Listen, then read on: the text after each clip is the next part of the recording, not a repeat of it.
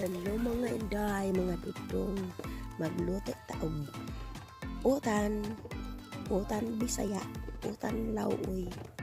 So nilagay ko yung gabi.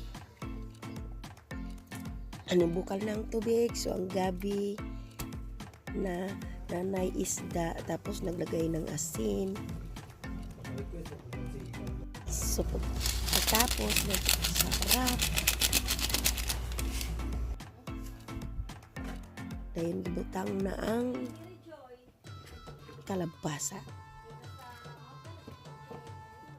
So kalabasa, pagkatapos sa kalabasa may okra ko o batong.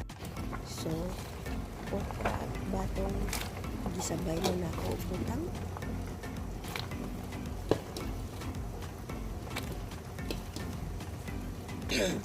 Unya naapog ko'y talong o sikwa. Ako na pong gidugang siya butang ang talong o ang sikwa. So kalami mao yun ni ang nagbutang pug ko og sili. Mao yun ni ang akong panganri nga utan. So nagbutang ko og sibuyas nga dahonan. Simple lang ning utan, as in utan Bisaya. So alugbati, ibutang na nako ang alugbati.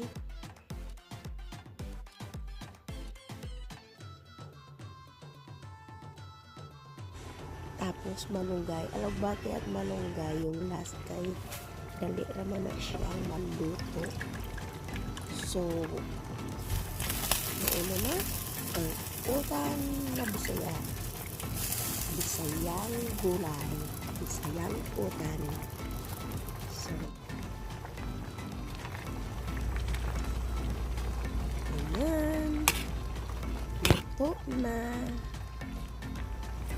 Dili lutoon og maayo ang kamunggay kay malain ang lasa, wala na kuan. So murag kuan lang, half cook lang. So luto na ang akong gulay na Bisaya. Kinsay ganahan o Bisayang gulay, ito na ang Bisayang gulay ko.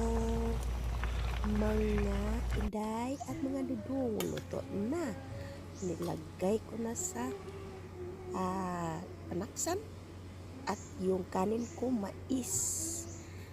Namiss ko ang mais at bulad.